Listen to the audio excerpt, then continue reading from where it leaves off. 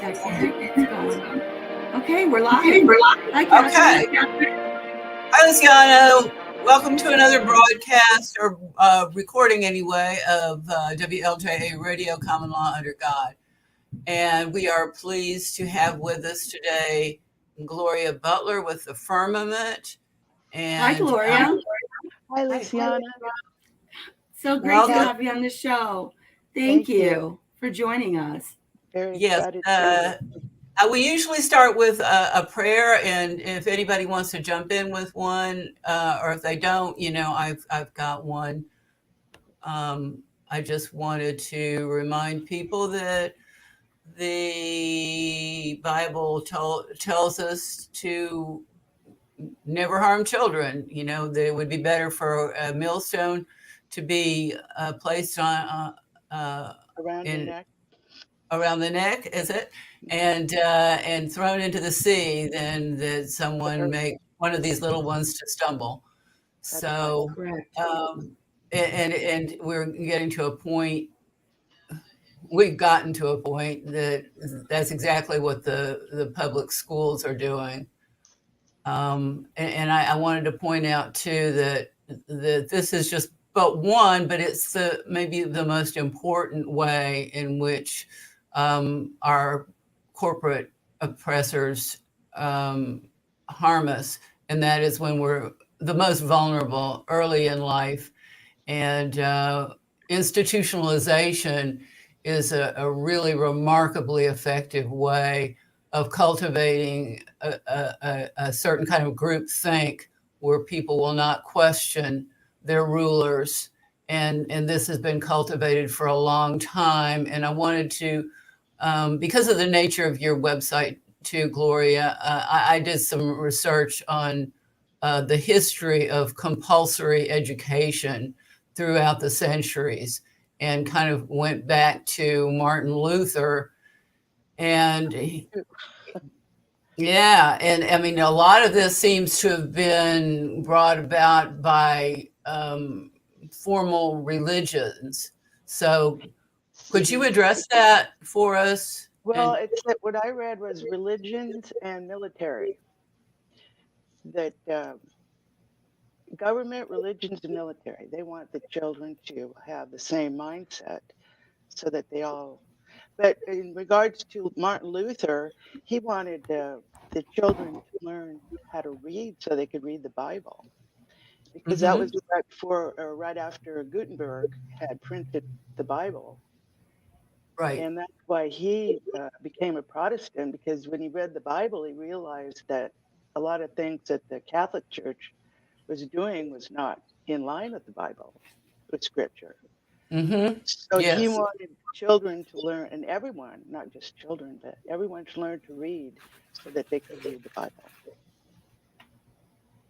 But then that kind of got carried away, and in Prussia, in particular, it became a tool of authoritarianism, as I understand it. And then later on in the Americas, with the Puritans. Well, the Puritans were Bible reading people, and they wanted to come here to escape religious persecution, so that they could read their Bible and practice their religion without persecution. So, but all that's changed now. Nobody reads the Bible too much anymore, I don't think. They don't understand it. The preachers don't. They don't understand what it's saying, so they don't teach it. Okay. I wanted to get into how, and I think this was all the compulsory education was starting pretty much in Massachusetts, and then even spread outside of the Puritan colony, and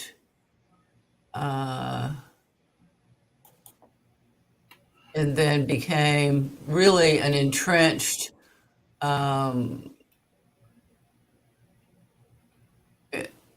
forced process by the end of the 19th century. And that has been enforced by corporate code, certainly ever since the late 1800s. And we can look at some of the statutes and codes, but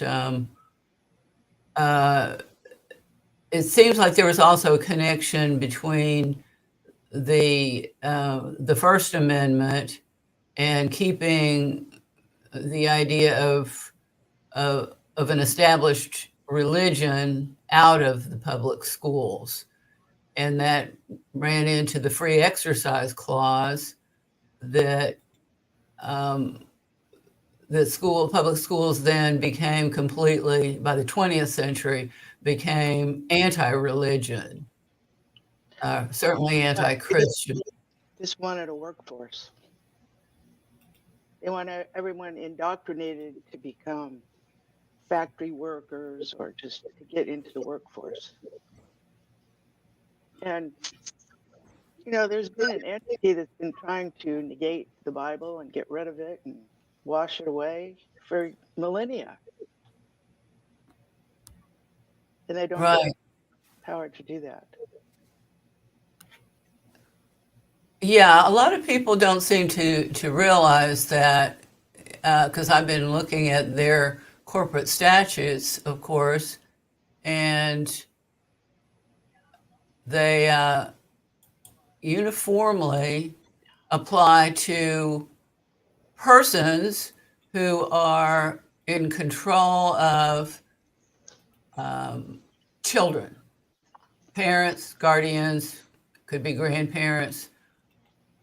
But the term person, and I didn't know if you were aware, Gloria, a lot of our people have become aware that the term person is a word of art. It's a technical term used by the corporation to designate not people, but an artificial construct that we agree to be. That they have created and that we agree to act as.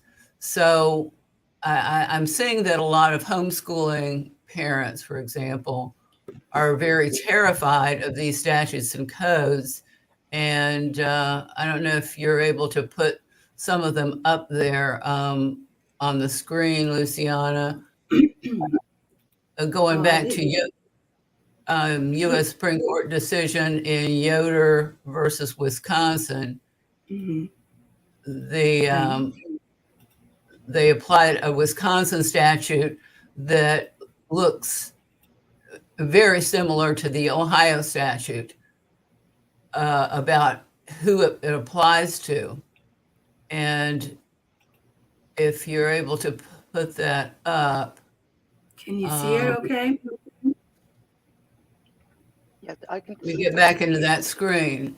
Yeah, there's Wisconsin versus Yoder, and then it refers to footnote 2, where they actually reprint the statute that they used, which they gloss right over that the statute, it'll be in blue, footnote 2. And I think I sent that to you in a copy and paste format. Right. It says, okay, Wisconsin statute section 118.15 provides in pertinent part compulsory school attendance unless the child has a legal excuse or has graduated from high school. Any person having under his control a child who is between the ages of 7 and 16 shall cause said child to attend school regularly. Obviously, the parents in Yoder versus Wisconsin were never informed that they, as Amish, were clearly probably not persons. A lot of them probably did not even have birth certificates, some of the older Amish. and even later Amish. So they had no real claim to being owned by any corporation, including the corporations masquerading as government. So they could have easily nipped this in the bud by just pointing out, your statute does not apply to us. We are not persons. Whether or not we are persons having control over a child, we're not persons. And that would have been the end of it. Could have been the end of it. And we have the same thing in Ohio. And I wanted to get into a little bit of all the bad stuff that they can do to persons who have control over children, who they categorize as sometimes habitually truant. Mm-hmm. They can take your house away from you if you're a homeowner. Yeah, if you allow yourself to be treated as a person, if you don't establish early on that you're not one of their persons, because their statutes and codes pertaining to property tax also apply to persons. Everything in their codes basically apply to persons or various forms of persons like citizens, taxpayers, residents, occupants, and there's a host of other words that they think that they own. And when they label you with those terms, which they define in their corporate statutes, which are not law, they're just corporate policy, then, and you don't know that, and you think you think that the term person applies to you, it doesn't. But if you allow it, if you agree to act as a person, you will be treated as a person, and you will be subject, for example, to, are you going to be able to put this on the screen, Luciana, 3321.01, what the ORC says? Okay. Right. Okay, and I highlighted some of the areas where it mentions person right there at the beginning in the definition section. And then later on they tell you all the things they can do to you if you agree to be a person and you don't send your child to one of their indoctrination centers. Mm-hmm. And they can form, what would they call them? Absence intervention teams. Yeah. And the absence. They love their teams. Oh yeah, they love their bureaucratic mumbo jumbo. And a bureaucrat and an alternative, an absence intervention team can trigger events such as a filing in one of their fake tribunals they call a court, and under one of their fake CPS statutes. So that's the ultimate club they have over your head. I did not check if there are also criminal sanctions for being a person that doesn't send their child to school. Why not? Why not make it a death penalty offense? What the heck? I mean, but persons can't really. Funny how right here, the ORC says that the superintendent of the school which the child attends may excuse the child from attendance or whatever. How in the world the Ohio Revised Code gives someone else power to make decisions over your child is something else. Because you've given them authority. That's why. Yeah. That's how. Yeah. In the Greek society, you brought forth your children to the state. And I think that's what's going on here. You're following the Greek. All right. Good. Yeah, we saw recently when Biden tried to put that out there. I don't think that was that much appreciated by anybody. They're all our children. Yeah. Right. And before him, of course, Hillary did the same thing. Yeah. Um, And they have but to care. You know, Jesus says, I am the good shepherd. I care for the sheep. I lay down my life for the sheep. All the other ones are just hirelings. They don't care about the sheep. They're just no, doing it for pay. yeah, yeah, And then they and the misbehave. benefits from government, from federal contracts, yeah, for every child that they Well, they get. give those contracts for those industrial schools to the churches.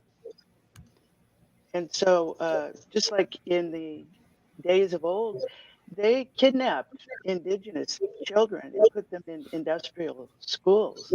They didn't have a choice. That was completely, uh, what's the word, mandatory for those children to not only go to school, but to be in those schools. And they Oh, were they had to live there, taken right? away, yeah, from their parents. And Yeah. now they're finding all kinds of mass graves in those places. And this was in Canada pretty famously, but Not too long ago, yeah. But it's did it also happen in the happening. U.S. also? Pardon me? Did it happen in the U.S. also? Yes. And Okay. they're investigating them as we speak, and they're finding these mass graves. And over in Ireland, they found mass graves where these children Hmm. have died, and there's no account for them. There's no account for them. And they get testimony from the people who are now adults, and they're testifying about how mistreated they were in those schools. Oh yeah. Yeah, Yeah, and they're they, just their warehouses. excuse is we wanted to Christianize them. Well, that is not that is not Christianizing anybody. Christ, just like he said, it'd be better for you to put a millstone around your neck and throw yourself in the ocean than to harm one of these little ones. Yes. So he would not Yes. have approved of that in any way, shape, or form. And I think there's also, I mean, what we're seeing now too is, you know, the sexualization of children, and they're using the public schools to do that. Before that happened, I was seeing in Ross County, Ohio, where they used the corporations known as the so-called public library, which catered a lot to school children, uh, had a story hour. They didn't dare start with the drag queen story hour, but they started with a story hour that was being led by a man who was notorious for being a pedophile. And he waited for the statute of limitations for his crimes against children to expire and publicly confessed. So we know, I mean, we didn't just imagine it. Mm. Um, and he was the one selected to run this story hour. So there's, with the endorsement of a psychologist, uh, Margaret Hill Daniels thought that was just a swell idea. And yeah, It's like, who's in charge here? I'm Who would sorry. authorize something like that? Who's in charge here? Who would authorize something like that? No one really knows because they hide behind this, you know, Well, the staff, the it's kind government. it's kind of funny that you say that. Who's in charge? Because this is who they want to say is in charge. Is actually, hold on a second, the UN and the WHO. You know, They who are claim now they claim coming out saying that schools must equip children to have sexual partners. And the World Health Organization and United Nations are joined together in sexualizing little children, starting in kindergarten, primary education, and they're trying to normalize pedophilia and that's just a fact. And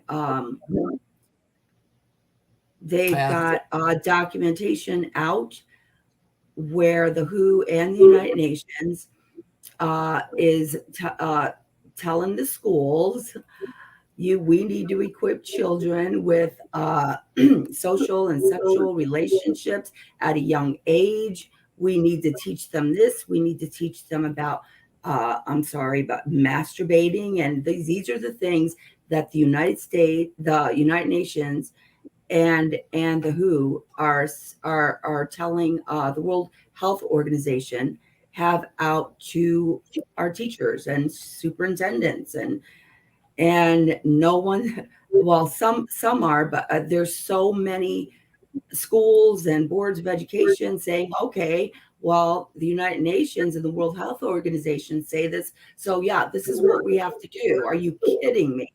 Are you kidding me? It seems so ridiculous. Look at this. Look at this. This is what they have out there.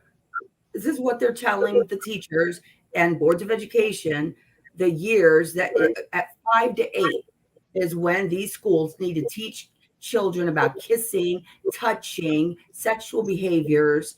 Are you kidding me? At 9 years old, teach these children about masturbating, and maybe even earlier, for the love of God. Well, they've just taken the parental rights away. That's something parents should teach their children. No, they're trying to, and many parents are sitting back doing nothing. Many are doing nothing. They're trusting the Board of Education. They're trusting what the teacher and the principals say. They're trusting they have your child's best interests at heart, and they better wake up. Yeah, this is not even good. before this, it seems like they tried to undermine parental authority in the schools. They tried to get children to think of their parents as fools. Yes. The teacher knew everything. The parents knew nothing. Yeah, and they're starting to teach the children that you can come to us, to the counselor or to the teacher, and we won't say anything to your parent. That's what they're doing now. Yeah, I would call it what it is. As it's a G word, and the next letter is R. I think it's one of the words that the fascists at YouTube like to censor people for them. So, but that's what they're doing, and it starts in subtle ways by undermining parental authority, by undermining, a parental role in the education process. There got to be a point where parents were really not welcome at school. When I went to school, and that was a long time ago, but I remember in the 50s, parents were welcomed into school, particularly if they could contribute something. Mm-hmm. But that changed somewhere maybe in the 60s, 70s. I don't know. In some places, not as much. But one of the things parents do, unfortunately, is even the parents who do care and are alarmed at what they see going on, they try and persuade the board members to see reason instead of disengaging, because at a certain point you can't really talk reason into most of these school boards members.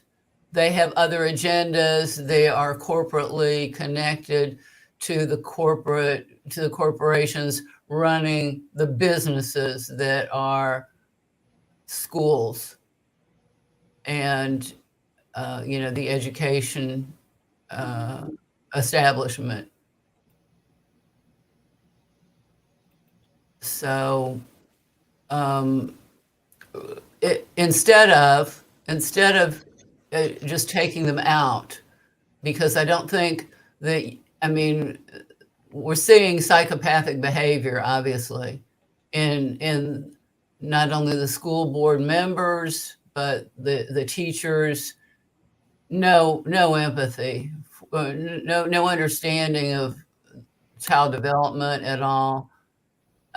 Certainly, I don't think a teacher who's a Christian is probably going to stand much of a chance of even being hired. But instead of expecting a psychopath to change, and psychopaths don't change, and particularly when they're motivated by, the almighty dollar, or the almighty Federal Reserve note, I should say. Well, that's everybody's motivation now. Oh, Everything yeah. is a business. Mm-hmm. And if it doesn't make a profit, then they don't want to pursue it. That's why, we have to get corporations are illegal and unlawful. And they when they're called government, they lead to monopolies, which are even illegal in their system. We could easily get them out if we just had enough people to form we have a common law court in Ohio. We don't have parents who've come to us with the process that we can help them with to disengage their children from this evil system. And they will fall like a cheap suit, when they are served with the first, second, and third notices. You did this, you did that. It's wrong under, their own statutes, codes, and prior law, prior case law, and Bible law. It's wrong at every level, and they will admit it. They will admit it every single time. And once you have them admitting it 3 times, you have a contract with them. And that contract can be made into a court order, and they can have financial liability personally, not as agents of the corporation. If we had 25 plus, we could get them criminally, as they should be. They should be prosecuted.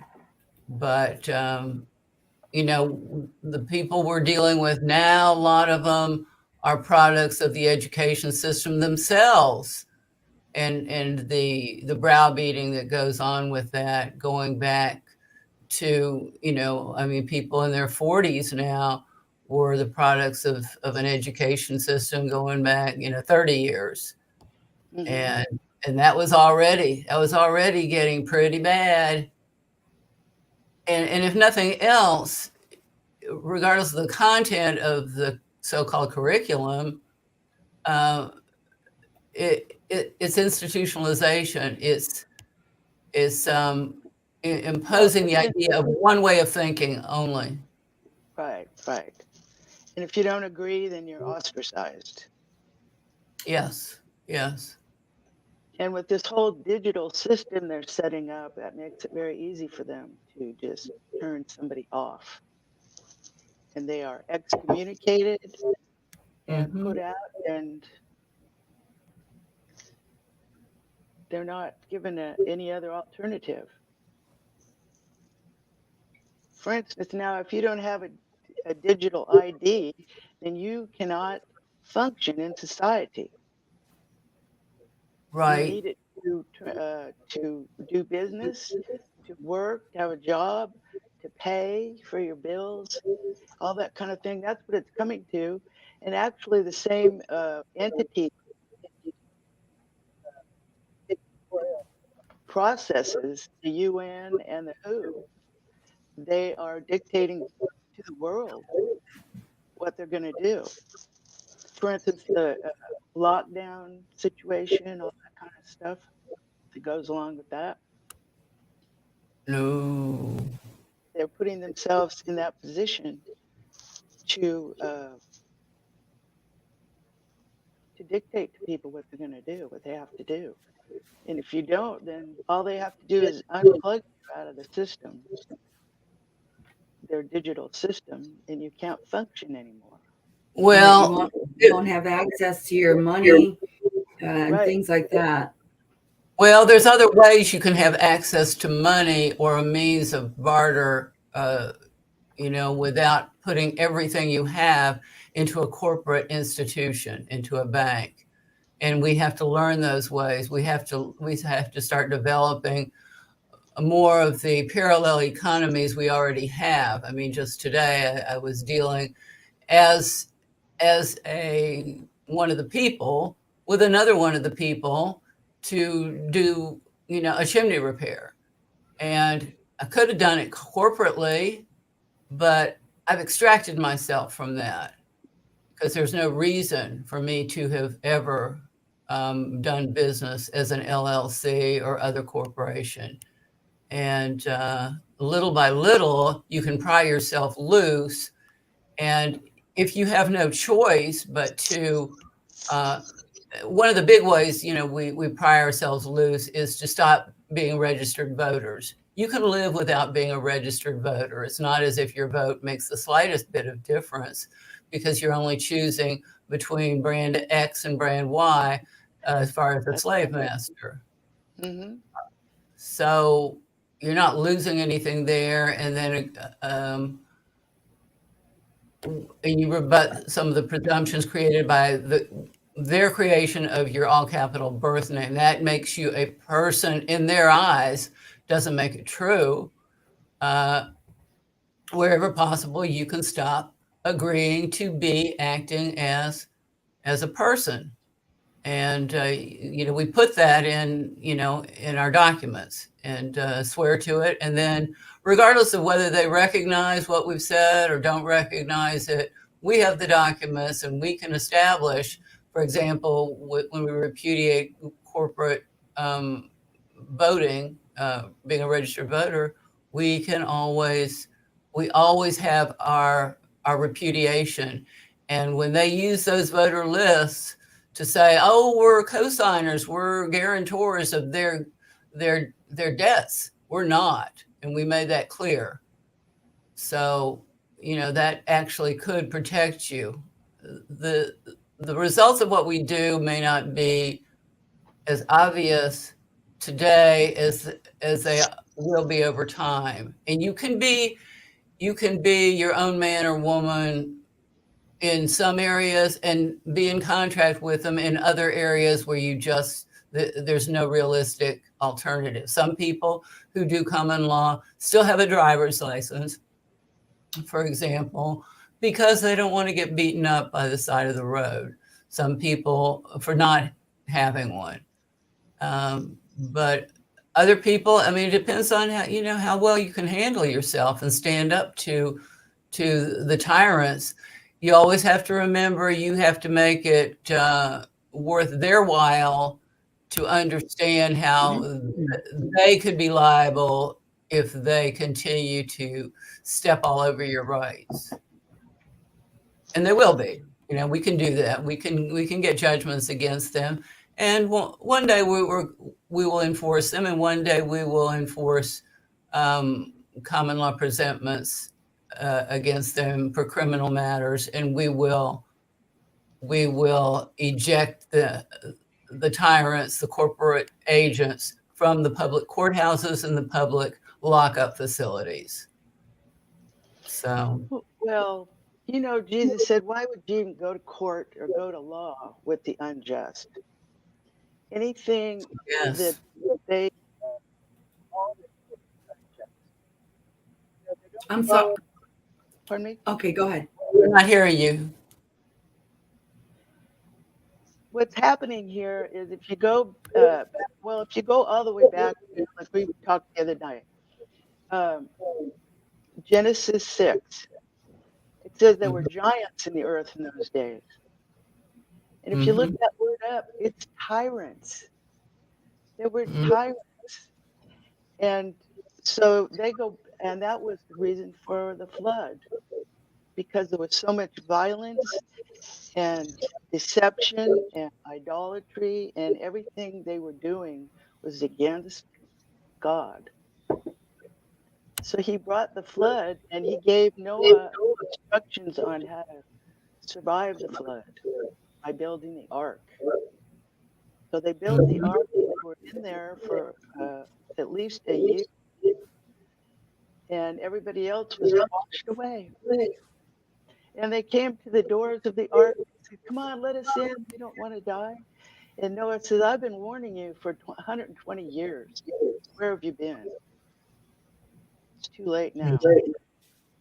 But then if you go to Exodus, you'll find after the Israelites were in Egypt and Pharaoh decided he wanted to wipe them out. So what he did was he put them into bondage, economic bondage. He made them work and he gave them all jobs and he said, "Now take back their wages little by little till they're working for nothing."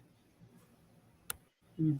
And so when they cried to God, he sent Moses to bring them out of that bondage so that they could serve him and worship him because they weren't allowed to do that in Egypt. So that whole scenario is a shadow of what's going on right now. And so they take people stealthily. It's not an obvious thing. But you got a lot of people that are marching into this digital system thinking, "Oh, this is a great convenience. I don't have to carry money around anymore." But they're compiling, I don't know what the word is, bazillions of bytes of data that they're collecting on people worldwide. Mm-hmm. These Mm-hmm. corporations use that data for their own advantage. And so Right. corporations are serving themselves of the people. They're putting the people to work for them. Yes. Yes. And so God is against that. If you read Ezekiel 34, he talks about those shepherds that feed themselves of his flock. And he says, "I'm going to take my flock away from you. You're not going to feed them anymore. You're not going to feed yourselves of them anymore. I'm going to gather them together, and you're out of here." He's against that. So the thing Mm-hmm. is, you can't think that you can do anything by your own strength. The only way to defeat these guys is through God. Trust in God.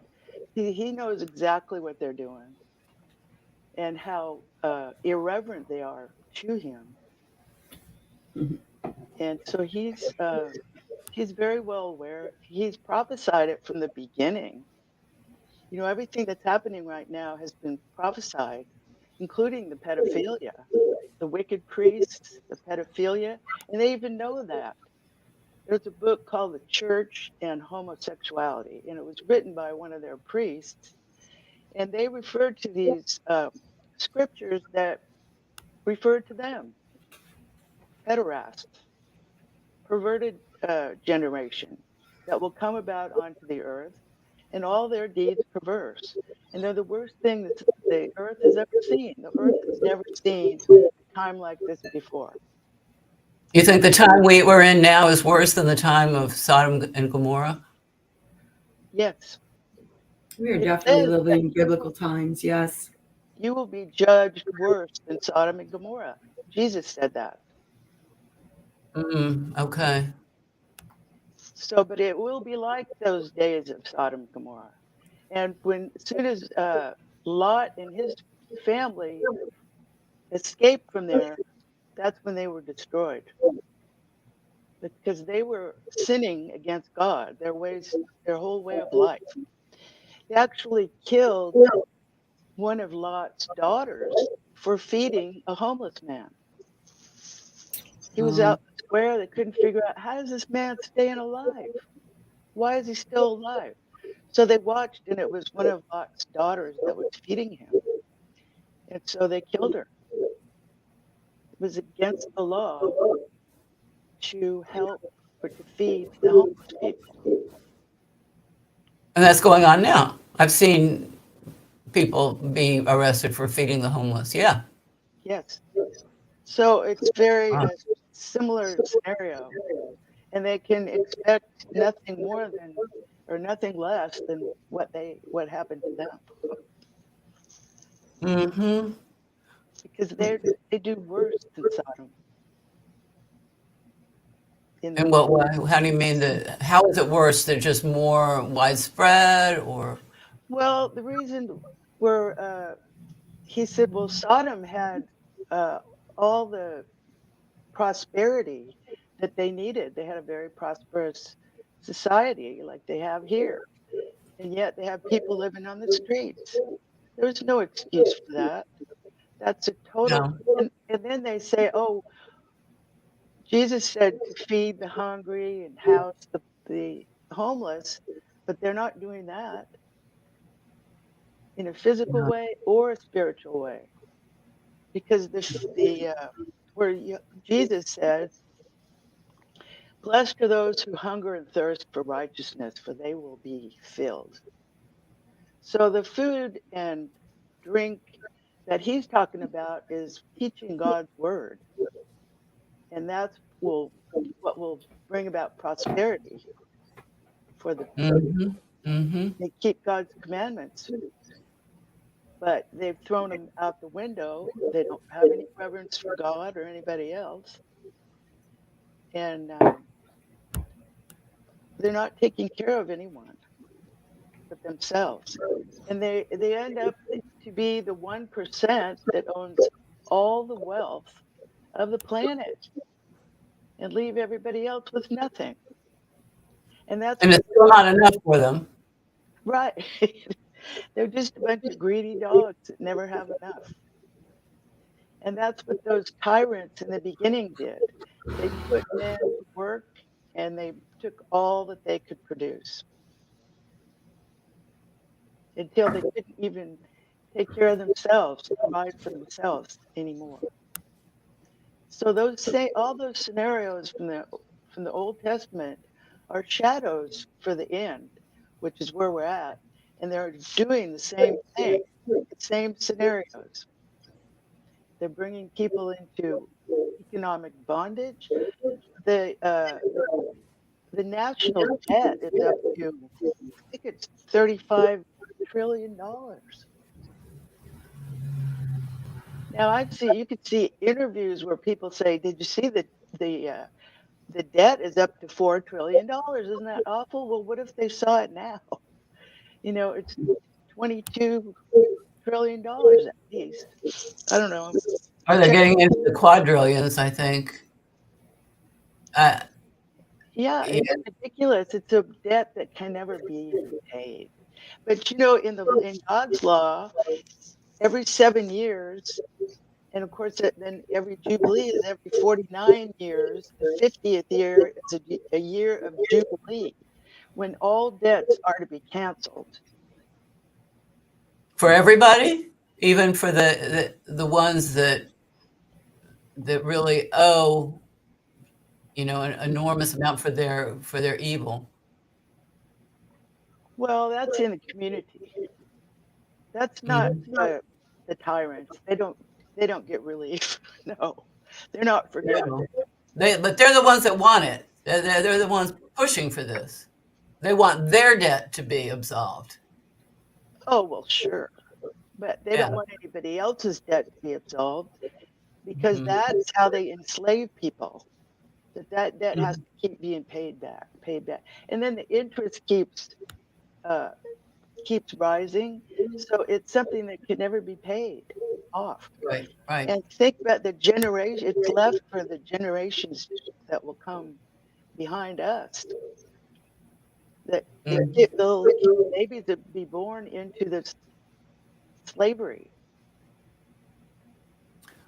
Well, and it's really gotten beyond, even the evil committed in this world because of the invasion of,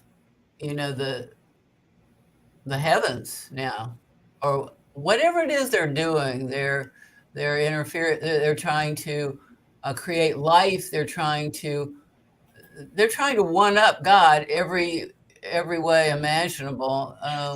Well, he just laughs them to scorn because there's no way that they can. There it is. Okay. Yeah, I have that app too. But if you click on the bottom where it says POTUS, I think it's POTUS, then you can see the Where are we clicking? should be down on the bottom of that app. POTUS? Yeah. Yeah. If you click that, it'll show you through time the presidents that have caused that debt to accumulate and what increments. For instance, it didn't go into the trillions until Reagan became president. Prior to that, it was in the billions. They don't At have some that. point, there was a surplus, wasn't there? Or was Well, there never a surplus, really? not of the national debt, no. Well, it should be down, go down a little bit lower. So maybe that's different. Well, anyway, I do have that app, and there is another tab at the bottom there where you can go and it will show you all the accumulation and whose administration. For instance, um, FDR. You know, during World War II, the debt went up, and you can see things like that in time. And that they project, they have projections also, and they project in 2030 that the debt will be $55 billion.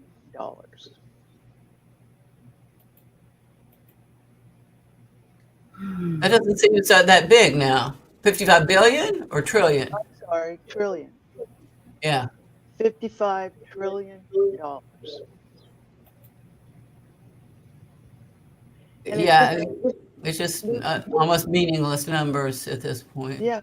Yeah. And it doesn't seem to be slowing down anytime soon. It rises so fast you can't stop it. Right, right. To see what it is. It just keeps going up and up. Oh. Yeah. And that's usury. That's another thing that's against God's law. You cannot He commands against usury. And that's any interest at all on a debt. Right. But the states, the corporate states have enacted their own usury statutes. I can't remember what it is for Ohio. I don't know, 4%, 5%. But then they just incorporate in South Dakota or one of those states where the sky's the limit, and they can charge any 20%, 30%, compounded, Yeah. Whatever they want. Yeah. Right? Yeah, it's terrible. That's just so we don't have to put up with this, and I understand people are frightened, ignorant, lazy, cowardly, or complicit, and that interferes with being able to do anything. But if they can't even stand up for their children, I don't know. People do tend to not want to stand up for their children. They will stand up against being robbed before they will stand up for their children. It has been my experience.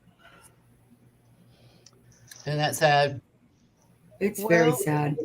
I've seen it. The maternal instinct is the strongest instinct on the planet. So to think that people have abandoned that protection of their own children, it's exactly. I think a lot of it has to do with this social media and all of this on your phones and being on all these different social media sites, and nobody wants to be looked at like they're different, like they're standing out. Everybody wants to blend in with each other, no matter whether it's right or wrong. They just want to be blendy, and they're doing such a disservice to their own children. Yeah, because they're not they don't Just give them a Yeah. screen and act like it's a babysitter. It's not a Right. babysitter. Right. You know, And they, indoctrination is to inject someone with your doctrines. mhm. Mm-hmm. Mm-hmm. And that's what they do on those things. They're not being And it taught. isolates them from real human contact with one another. Yeah, absolutely. And that's part of their strategy of mind control is to isolate. Mm-hmm. Mm-hmm. And they know Yeah. all that with the psychological studies that they've done on children and experimenting on them with mind control to find out how to manipulate them, how to get them addicted. Mm-hmm. And they use Mm-hmm. the advertising agencies and marketing systems go after the kids, and they've studied all that psychological uh, manipulation in learning how to get to these kids Mm-hmm. Yeah. for years now. They did it with our generation. Right. Right. Yep. It's just to sell products, and that's all they care about. Their bottom line. And if their products are harmful, they don't care. But it says in God's word that they're going to be bring their own selves down with all that. You can't really do anything. They're going to cause it to happen themselves. So you just kind of sit back and watch it happen because what they're doing cannot go on. We It's have not. to start small because our reach is small, but we could, and that's why we're doing what we're doing in the court and with our notice process, which is based on Jesus's word. He told us how to resolve disputes with our fellow man. If we have to deal with a mega corporation, we can't do it. It's impossible. But if we deal with a fellow human being, yeah, we can.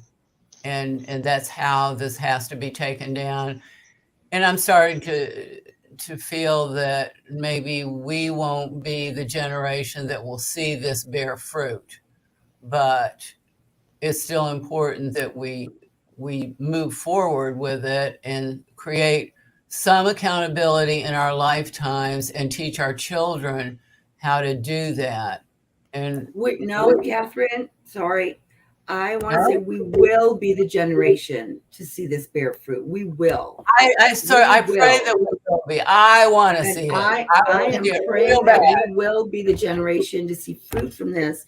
And so I am having faith that we will be the generation because I want to see my children and my grandchildren in a better place before I go. I mean, at least with this crazy this public education and just what's being taught to our kids out there and just the workers of iniquity constantly trying to knock you down and take over and rule over you and we've got to make a difference. We got to make a Well, difference. in Matthew chapter 24, Jesus said, the generation that sees these things know that this generation will not pass until all things are fulfilled. And we are seeing all those things.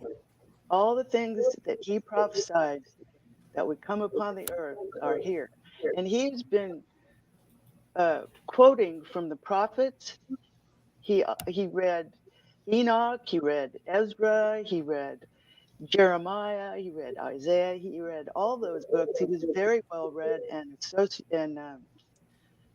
very well associated with their writings.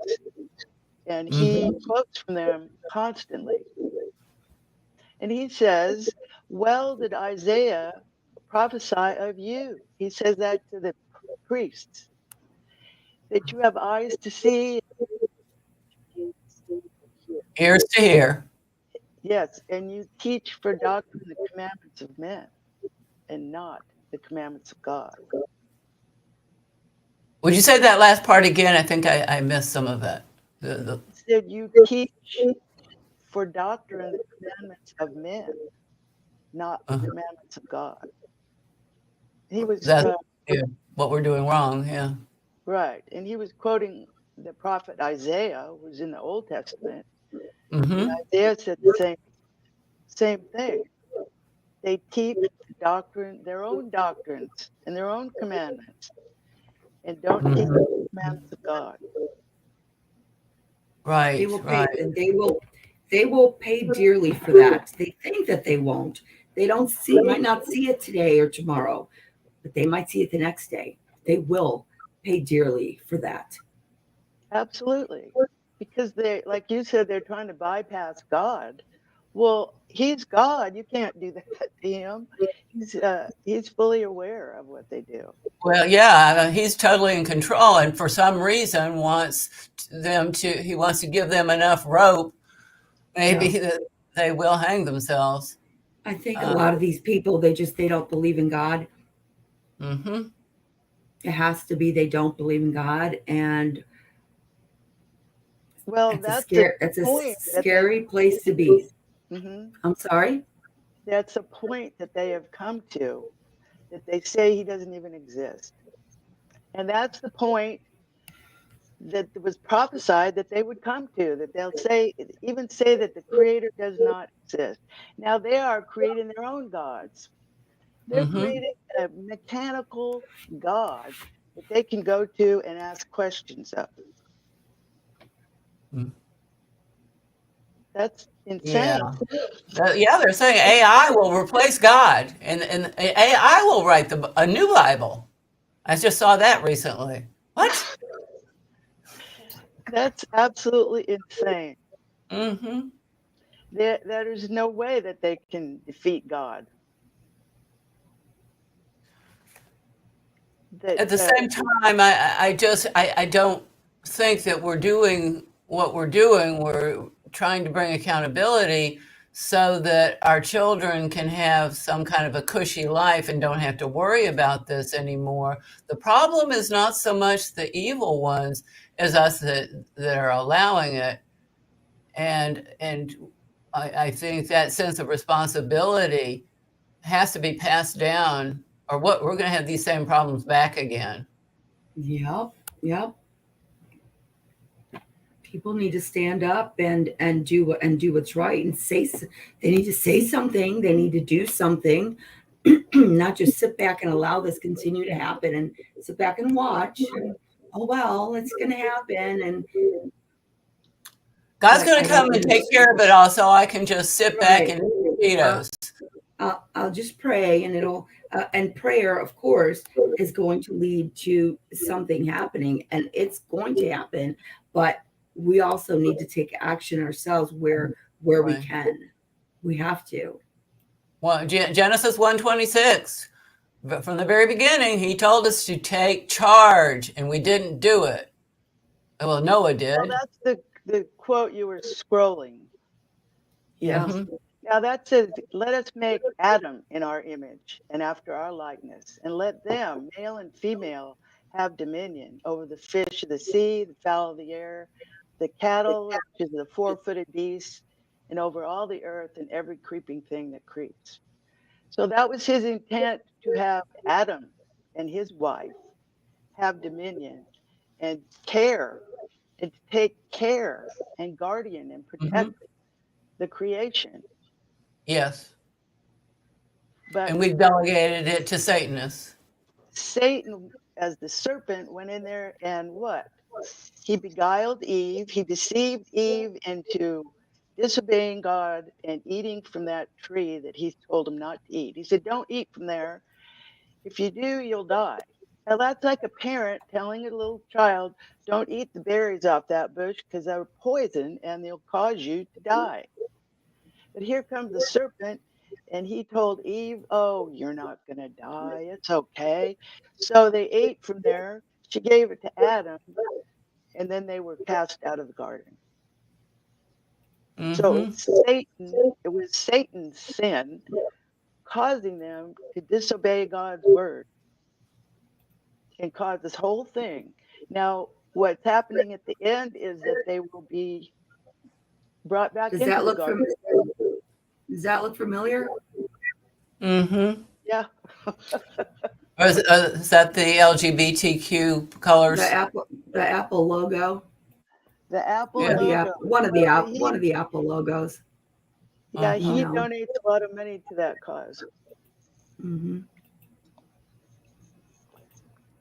But Which we're not self-governing. We're delegating, our responsibilities that God gave us to ungodly so people. what I'm saying is that we need to come out, just like they came out of Egypt. Mm-hmm. Come out. Yes. Don't participate with them. What they represent is enslavement, and that's what they have in their Yes. mind, to enslave humanity. Right. Right. You were mentioning about, the nature of the creation that we are to be good stewards of, and that includes the fish of the sea. And they have tried to usurp that even in their constitution. They claimed early on, oh, we have control over admiralty and maritime law in the Constitution. No, they don't. Just because they said so? No, no, no, no, no, Well, there's a no, lot of people who say they have authority that don't. no. For They only instance, have what they the proclaim for Baptists themselves. say that they have authority, they have apostolic succession, and that they have that authority, and they do not. No. They I were just never. wanted to bring that out because a lot of common law people and patriots are misguided to think that they do in that area, the admiralty thing in the maritime and interstate commerce and this and this, and except for this, except for that. No, they don't have any of it. It's all been a lie. Right. And the beginning of that was that international, I don't know, The market. United Nations or No, the international commerce, maybe international. I all can't the think. treaties that are supposed to have the same force as the Constitution, which isn't much, they were all created by fraud. They Right, can all be undone. They're all void. right. And it's all for trade, marketing, trade. Oh, the globalism treaty, NAFTA, the Well, North American Free Trade. That was the beginning. that's Yeah. more recent. But before that, they had international trade something. There have been all kinds of trade associations. Hmm. The more international, the better. And it's all been to promote greed, it seems like. Exactly. Yes, absolutely. And they'll even tell you they've been given charge over the planet on Oh, that. they tell us that? Yeah, Yeah. Yeah, well, right. That's a given, kind of.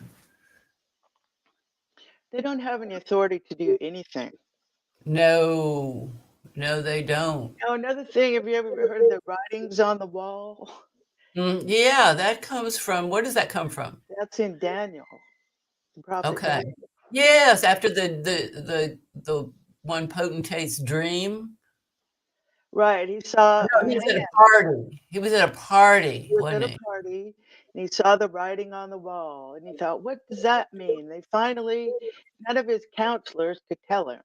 So he finally called Daniel to come and interpret that for him. And the Mm, interpretation was that your days are numbered and you're finished. Your dominion is finished. And that night he was killed by the Cyrus of Medo-Persia. And that's when it went from Babylon to Medo-Persia. And if you look at Daniel in the 2nd chapter, Nebuchadnezzar had a vision of an image.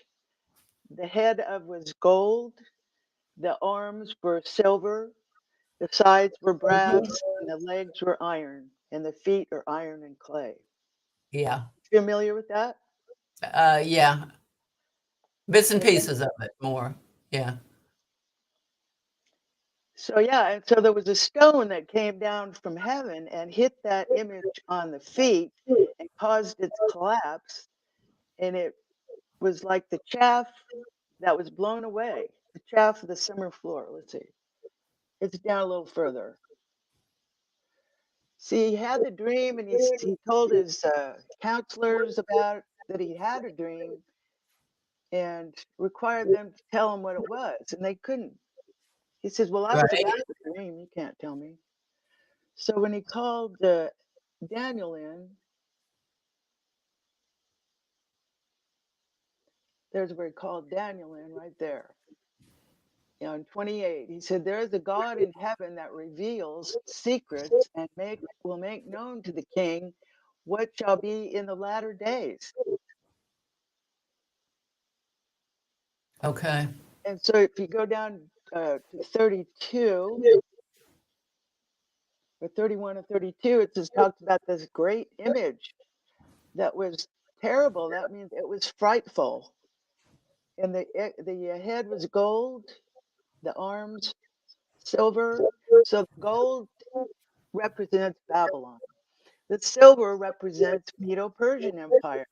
Well, that night that when Belshazzar was killed is when the Medo-Persian Empire came into being. And then after that was the Grecian Empire. And then after that was the Roman Empire. And now they're down to the feet. So that's another indication of what time it Oh. is. Mm-hmm. They are down to the feet. So the fourth kingdom will be strong as iron. For as much as iron breaks in pieces and subdues all things, as the iron that breaks in pieces, it shall break in pieces and bruise. Well, that's the Roman Empire. And they have subdued all things, brought all things under their dominion. They did anyway. So now Mm. Yes. Well, they've taken over, the corporate law is Roman civil law. yes, and I was going to say, the idea of being guilty until proven innocent is from the Roman law. Yeah. Mm-hmm. Innocent until proven guilty is the common law, and that comes from God's law. Because he requires the judges that sit in judgment of his people to be righteous.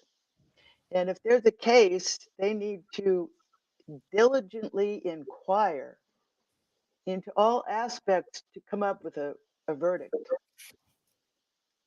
You don't just, and you're forbidden to take bribes, and that is any kind of donation, the way they take lobbyist donations. You got people on the Supreme Court going on trips paid for by lobbyists. That is illegal in God's law because it perverts your judgment. Well, the whole idea of a government being a corporation by definition can harm others without incurring liability. That's never been God's law, that you can hurt other people and never have to make amends. Well, No. that's just not going to go. His judgment comes all the way from Cain killing Abel. He says, anyone who spills blood, with their blood will be spilled in the same way. So they have a lot of fun. Yes, yes. Right. Yeah, there's There you go. Woe unto those who make unrighteous decrees, call good evil and evil good. and there's another one we just used about those who take others into captivity. Into captivity, they too will go. Exactly. Um, Because but I as wanted you to, Go ahead. Okay. As you judge, so will you be judged. As you do unto others, that will be done unto you. Mm-hmm. Mm-hmm. Yeah. Yeah. And we have just started using that in our notices, but the notice process for resolving disputes with our fellow man was told to us by Jesus in Matthew 18:15. If thy brother shall trespass against thee, go and tell him his fault between thee, and if he shall hear thee, thou hast gained thy brother. But if he doesn't hear you, then take with thee one or two more, that in the mouth of two or three witnesses every word may be established. Matthew 18:16. And if that still doesn't resolve the matter, if he shall neglect to hear them, tell it unto the church. But if he neglect to hear the church, let him be unto thee as a heathen man and a tax collector. Matthew 18:17. So that's why we do the 3 notice process. And we tell them why. We tell them why. And they never dispute anything. Some people ask, well, why is the Bible allowed to be in their fake corporate tribunals they call courts? Because they were not able to keep it out. Not that they didn't want to, but they were not able to. Yeah, they don't want to go by, they don't want to look at it. God's word condemns what they do. He says, Yes. here's the condemnation that light has come into the world, and men prefer darkness rather than light because they won't come to the light because the light reproves them that they are wicked. So it's up to us to bring that light to bear on their deeds. Light comes from God. The Yeah. light is the wisdom and knowledge of God. Mm-hmm. So that's the first step to take, is to learn his word. Mm-hmm. Mm-hmm. And that way, Amen. in there, that way you will be created in his image if you have his word in you. That's Yes. in the image of God. Mm. And that's the new covenant. He said, I'll make a new covenant with you because you didn't keep the old one. And you know that a covenant's the same as a contract, right? Yes. So if any party defaults on the contract, that makes the contract null and void, right? Well, if you default on the contract, if you breach the contract, You breach the contract. if you breach that contract, you're at fault. It doesn't do away. Well, it does away with the other party's obligation to perform. Okay, Yeah. that's what I'm saying. So Yeah. God did a covenant with Israel, Mm-hmm. and they didn't keep their part. So So God has to keep his part. Right. right, he's not obligated to keep that covenant. Right. So that's why he said, I'll make a new covenant with you because you didn't keep the old covenant, you broke it, Mm-hmm. and I have rejected you. But the new covenant will come, and I will write my laws in your heart and in your mind, and you will be my people, and I'll be your God. Mm-hmm. So that's what's necessary to get his word in your heart and in your mind. And that's where his word is a sanctuary. His word is a liberator. That's where you will find liberation from this Yes. tyrannical government. Right. Yeah. We do. We have to stay apart from. We're in the world, but we can't be of it, and we Exactly. have. We're not of the Exactly. world. Because he said, I'm not of this world. This world is wicked. Mm-hmm.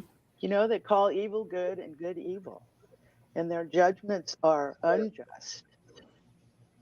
And Mhm. so, just like in the days of Egypt, when they came out of that bondage and they went out into the wilderness to learn, and that's where Moses taught them the words of God, because he would go up on the mountain and get the word from God, converse with him, and then he would come down from the mountain and teach the people.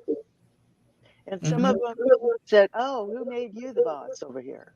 Who made you the ruler over us?" And those guys were eliminated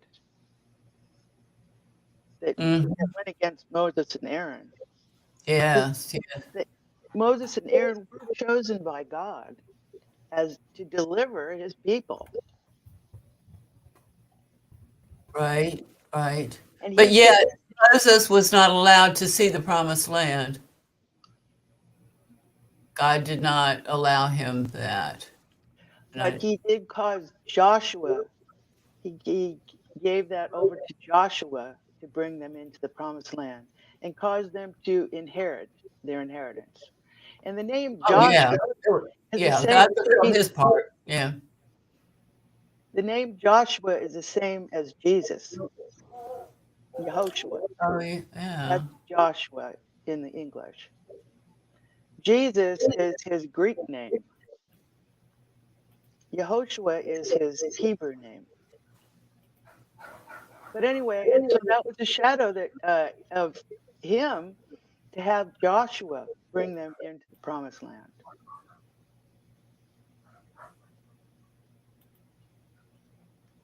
Here you go. That's the Pharisees, lawyers have taken the key of knowledge, and they don't go in, and they don't let anybody else go in either. They're like dogs in a manger. They don't allow anyone else to eat.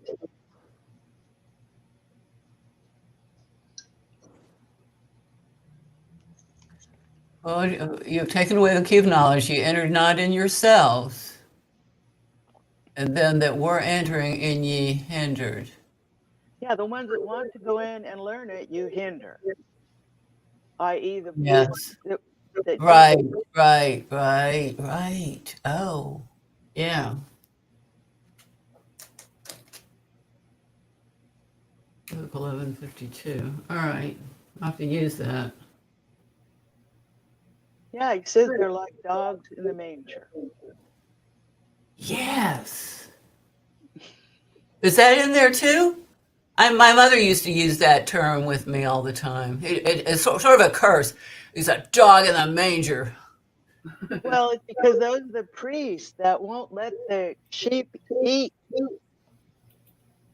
Uh-huh. They prevent them from eating of the and taking Yeah. advantage of the key of knowledge. Mm-hmm.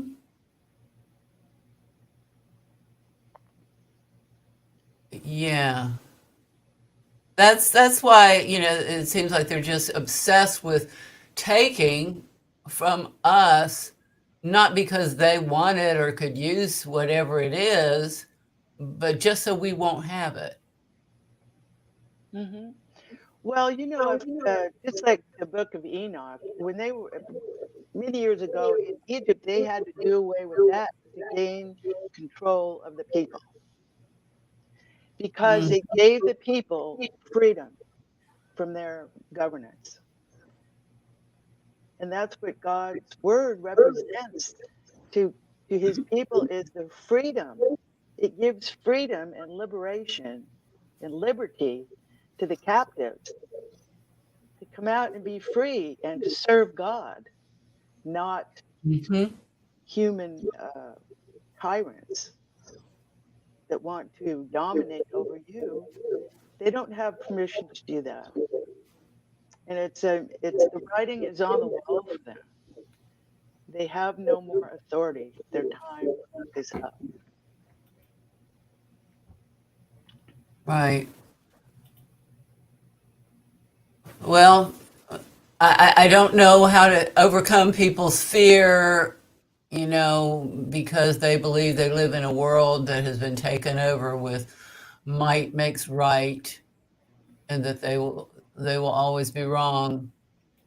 Um, Be that as it may, I think we still have to. I mean, that may be true on their turf, but we have to stay on our turf, that's of God, and He's separate. yeah. Well, okay. Is there anything that we should zero in on before we conclude It says right in there, addressing children? deliver me from the workers of iniquity. Save me from bloody men. Those are the workers of iniquity. They've got blood on Yes. their hands, and Mm-hmm. he's going to deliver us just like he delivered Israel in the days when they were in Egypt. Come out and be delivered and serve And God. we have to bring our children out too. That's right. We have to teach them the way in which they should go, because they're not being taught right in their mandatory schools. Mm-hmm. That it's up to the parents to teach them. I Absolutely. learned about God when I was little. Mm-hmm. Mm-hmm. I had to memorize his commandments. I learned, different Bible stories. You learn about Abraham and Isaac and Jacob. And you learn about, and those are your ancestors that you learn about. And so when they're spoken of, it's being spoken of. We prayed. I remember prayer in school. Yeah. Yeah, well, see, you're an adult and you still remember that. Yes. And you still have a connection that way with God. Yes. But what do they teach? How to hold hands with another child? I don't know what it is. They won't let us know as parents. They won't let us in because their deeds are dark and they don't want anyone to. That's the parents' responsibility, is to teach the children. Yes, it Not is. to give it to strangers. When you give your kids over to strangers, you don't know what their ideals are. Exactly. That's very scary, to take your kids, put them into a building with people you really don't know that well, and hope they're going to be okay for 8 hours a day, however many 5 days a week. Let's hope everything turns out okay with our children. Among people that we don't even know who they are. Really? Right. They're strangers. Yes. And the other children our children are forced to associate with. We don't know what they're up to and what they've been taught. Or what they've been taught, or what they're learning from the people they're around, that they're sharing with your children. And I mean, how anybody can think that's consistent with freedom, I have no idea. To be forced to associate with strangers that you don't want to associate with and you don't want your children to associate with. Exactly. I mean, how can you think it's okay to be forced to give your the most precious thing in this world that you have, which is your children, and put them where they say you must be forced to put them in this many hours a day? That's the most precious thing that you have in the world. And they're going to tell you what to do and how to do it, when to do it, how long to do it. Come on. We've had how many generations now since the Civil War in which it became apparent that if you don't want this government, we think you've breached the contract, the social contract with us, and the remedy for us is to kill you. That was what the deal was at the end of the Civil War. if the southern people we don't want this government anymore. Just like if you have a landscaping service, I don't want your service anymore. They don't generally come out and kill you for, breaching a contract, which you didn't even breach. It's a service contract. And, if you don't want to be in it, then you're not in it. But we have all of that since 1861 to, if every 30 years to 91 to about 6-7 generations since then that have been brainwashed that this is okay. Right. I mean, what they're doing now in these public schools, if you don't want your kids in public schools and you don't send them, then we're going to take the kids from you and we're going to govern the children and they'll be in property of the state because we said so. Yeah. Isn't that something? They're literally taking children from parents if their parents don't agree that this is what their child needs, to go to public school and be taught whatever they say the child needs to learn. You don't do it, we're taking your kids. This is where we're at right now. This is where we're at. Yeah, and that mindset comes from the Vatican. Oops, sorry. Yeah, they're a big part of it. The Inquisitions, and then prior to that, it was in the time of the Maccabees, it was the Greek, the Alexander the Great, Antiochus Epiphanes. They forced people to adhere to their customs and their laws and their statutes. And anybody else, they would tear up their books and throw them in the fire and kill them. So that's why you have now recently, well, within the last,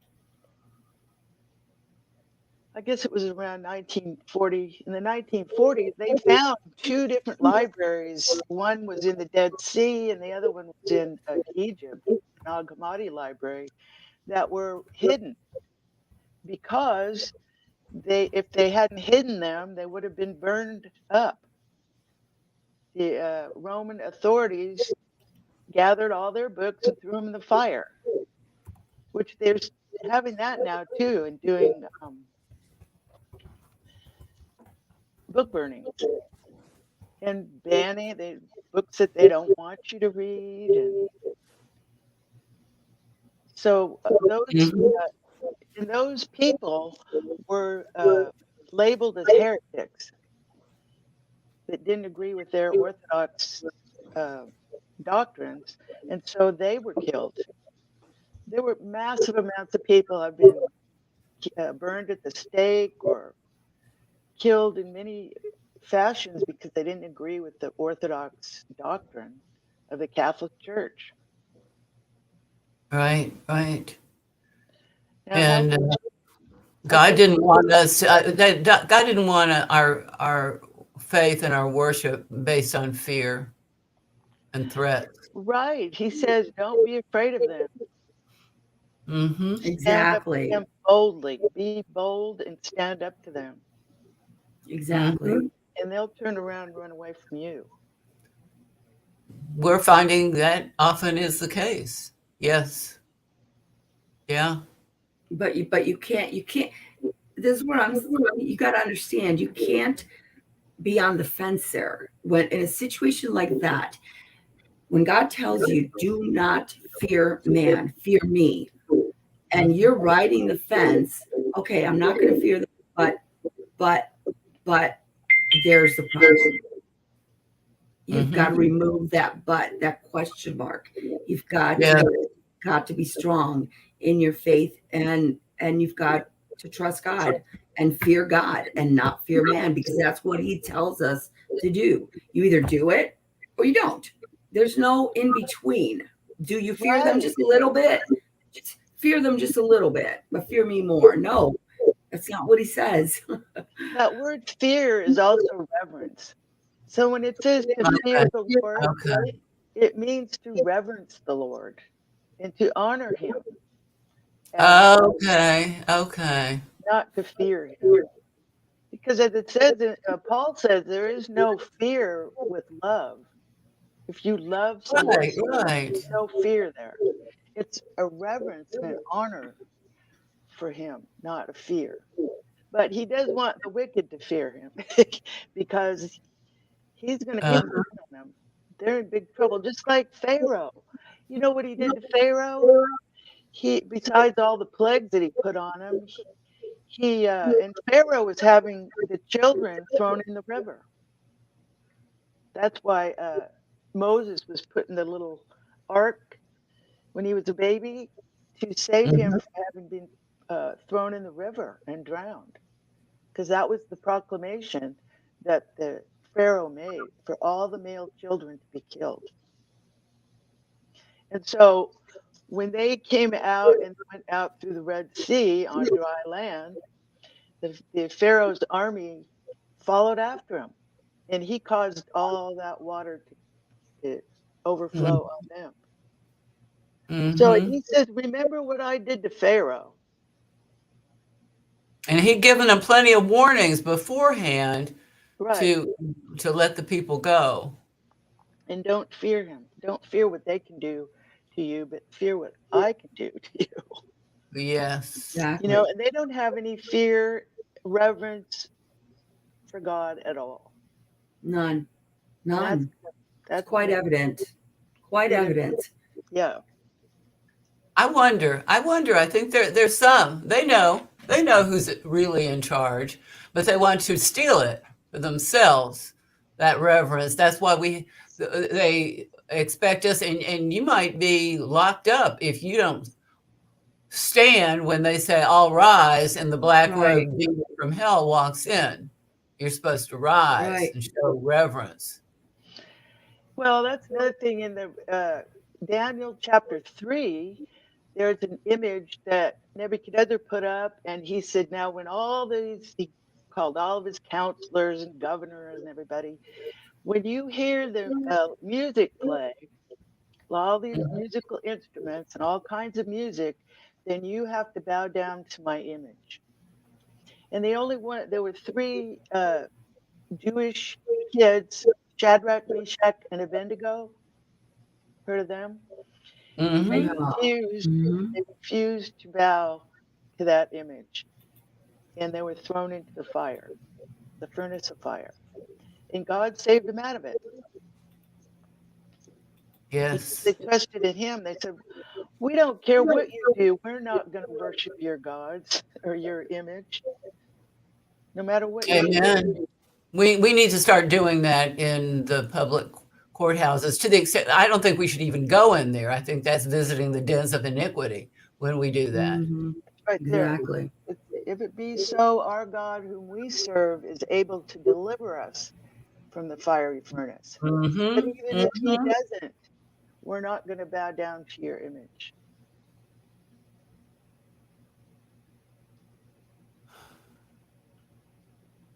That's right. That's right. an example of how we're supposed to deal with it. Yeah. We're not going that way, no matter what you do. And people will be afraid, well, but if we don't bow down, if we don't do this, they'll do that. And Exactly. they'll do it anyway. They'll do it anyway, or worse. When they know you're weak, they will do even worse to you than when you stand up to them. Right. So, better stand up to them. Yeah. It's like the schoolyard bully. We all know that, don't we? Or even the public education system tries to beat that out of our children too. Oh, let the bully do whatever he wants to you, because we'll get you in trouble and not him. And there's no defense for these kids. How are they being so mistreated? There's no adult there to say, hey, cut that out. No, it never is there? No supervision, when that happens. No. And that I remember that when I was growing up, there was no adult that would protect me from a group of, mean girls. Mhm. And, Yeah. Yeah. and my parents told me what to do, and I did it. And that was Yeah. the end of that. Yeah. Same here. Same here with the mean girls. And unfortunately, when you stand up to them and you defend and protect yourself, then the school decides to kick you and the mean girls out. Right. And they don't. And They I told my don't. They parents, don't. I'll get in trouble. We will stand by you. Yeah. Yeah. So, Well, they think that they've taken over, but they've only fooling themselves. That's not when you read his word, he'll tell you the wicked mm, will destroy themselves. yes. Yes. I think they're busy doing that. Hmm. Oh, they're busy doing that. All right. Hmm. In the meantime, just sit back and that's another aspect, and I explained that the other day to you, that of the day being 1,000 years, Hmm. Hmm. and that we're actually in the Sabbath time, because if you calculate back to Adam, it's been 6,000 years from there, and yet Jesus was in the midst. If you look at the menorah candelabra, Hmm. so each one of those candlesticks represents a day, and that Jesus was here on the fourth day. He was here right in the middle, in the center of that candelabra, and he died at the end of the fourth day. So with each day being 1,000 years, then we're 2,000 years out from him. That puts us at the end of the sixth day, or the beginning of the seventh. And he says, don't avenge yourselves, because vengeance is mine, saith the Lord. That's right. I will avenge. And that is exactly what he's going to do, and bring that on their head for all Hmm. that they mistreated people. Second Ezra from the Apocrypha. You familiar with the Apocrypha? It used to be included. No, It used to be I know what included. it is, but Oh, I was going to tell you too that we have all those books on thefirmament.org. We have a library of books. okay. The I, book I, of on Jasher, your website, on your firmament website. yes. The book of Jasher, the book of Jubilees. And the other day I told you that story about Canaan stealing the Yeah. land. And I Yeah. told you, I thought it was in the book of Jasher, but it is not. It is in the book of Jubilees, verses 9 and 10. Okay. And it'll tell how after they got off the ark, they split, or first they took a vow with each other, that anyone who would take anything that didn't that wasn't allotted to them, that they would be under a curse. Hmm. Well, then Canaan, he went in and took the land that belonged to Shem, and his sons took that land, and they warned him. His own father, Ham, warned him. He says, "You can't do that. You'll bring a curse upon your head." And that's what they did. And that's why it's called the land of Canaan. But it's the land that had belonged to Shem, was allotted to Shem. And that's why it's been promised back to Abraham and his seed, because it belonged to them in the first place.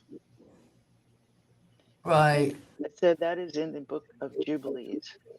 So anyway, we have all these books available. We have Enoch, the Apocrypha,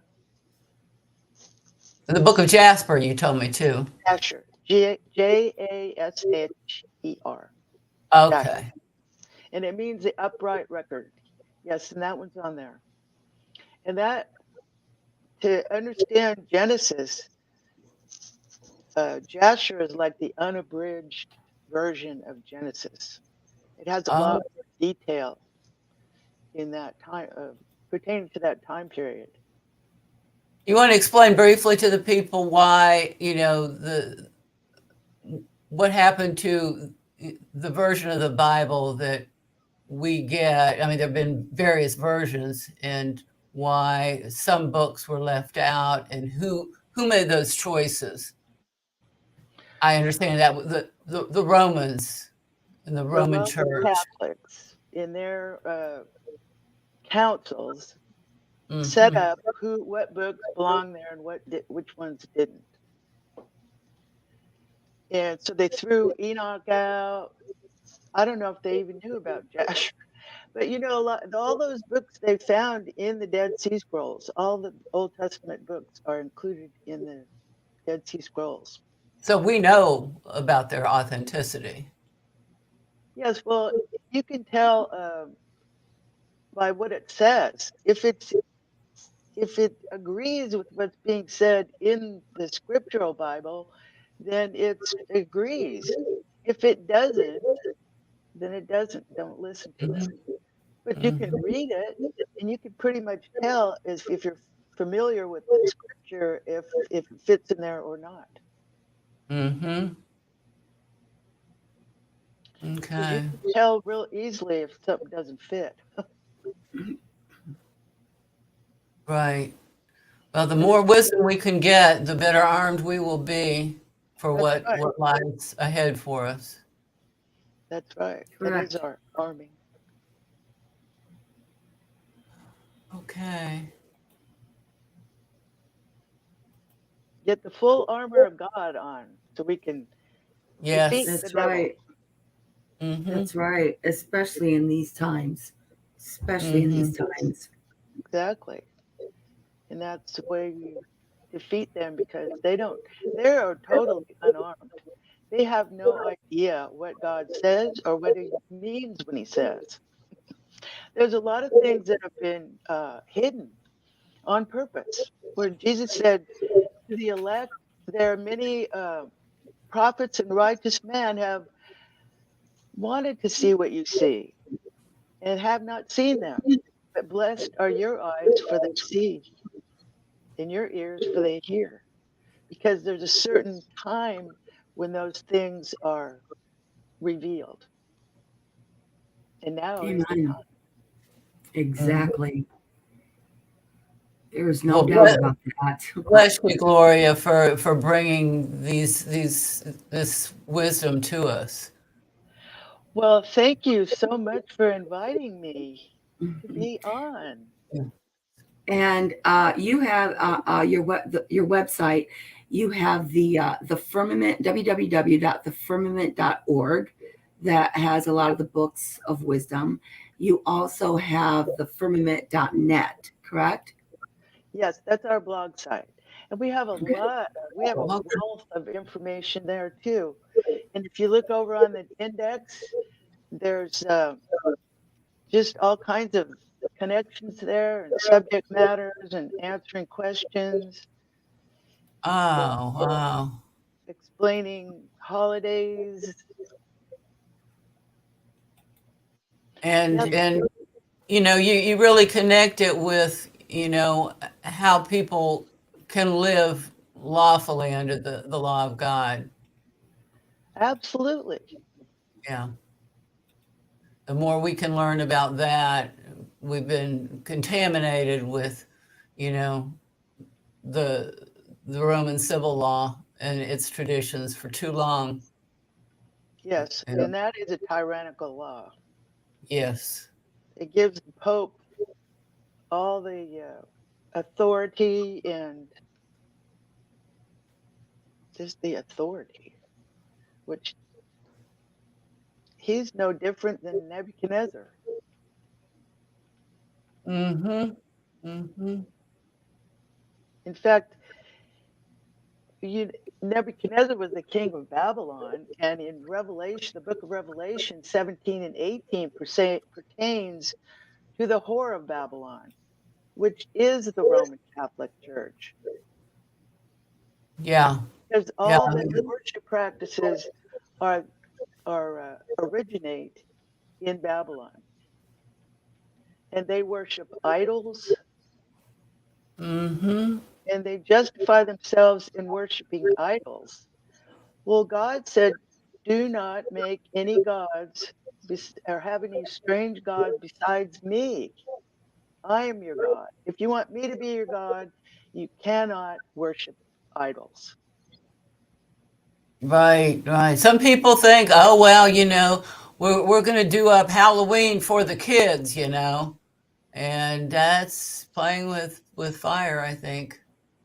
It seems Yeah, harmless enough, Halloween. but And we have lots of videos too that we've made through the years.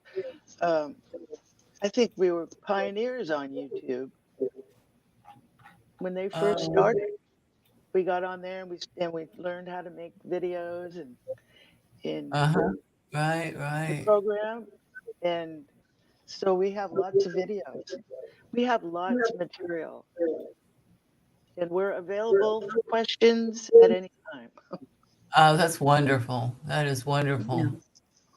Because I think there's a lot of wisdom that we've just scratched the surface of that we could use to help stop the horrible suffering that we're seeing and that we're trying to, get remedy for with our common law process. But, the people's common law had its limitations. It was as limited as the people's knowledge was of scripture. So the more we can know, the stronger we can be. Exactly. And we're here to impart that knowledge and that wisdom because we have been given the authority to do that. He really encouraged me to study, more uh, of these books that I have not even addressed at all. Well, it's a treasure hunt. Mm-hmm. Mm-hmm. You start Yes. looking into it, it's just an adventure, and it's so rewarding. Yes, it is. Just the Bible, the fourth or fifth reading of it, I'm still discovering things that I never noticed before. All the So, time, all the Yeah. time, or you understand it in a new way. yes, You yes. know, when you read it again, and then you read it again, and you understand something new that God's trying to show you. Mm-hmm. It's a living book. It's alive. And when you're looking Exactly. there, God will guide you from one thing to another and cross references and all the tools that we have now. We have the Strong's Concordance. There's an excellent Bible app called the Blue Letter app, and the resources in there, and it's free. The resources in there are fabulous. Oh, that's wonderful. Yeah, I spent a lot of money buying all those books, and they're all there in that app. Yeah. Well, thank you so much for putting it all together for us. You want There's a to lot give there. that link again before we Which one?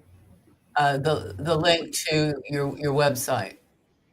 Okay, it's thefirmament.org and Uh-huh. also thefirmament.net. And there's links, Oh, okay. I hadn't realized there were two. Okay. yeah, there's links on each one to go to the other one. Okay. Okay. Great. Okay. Well, I don't know about you all, but I'm fading fast. But thank you so much. It's been a great blessing to have you as our guest. And does anybody else have any comments or questions that they want to ask? I see Keith is on. Oksana is on, or at least commenting. And I think everybody who's listening tonight is a Christian. So, you're kind of preaching to the choir, but, we can always learn more. Absolutely. Correct. Always. Right. Always. Okay. God's arms are open. Okay, well, that'll.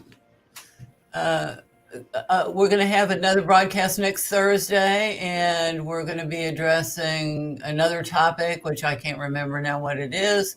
probably censorship, because hopefully we won't have to address that with this broadcast, but Right.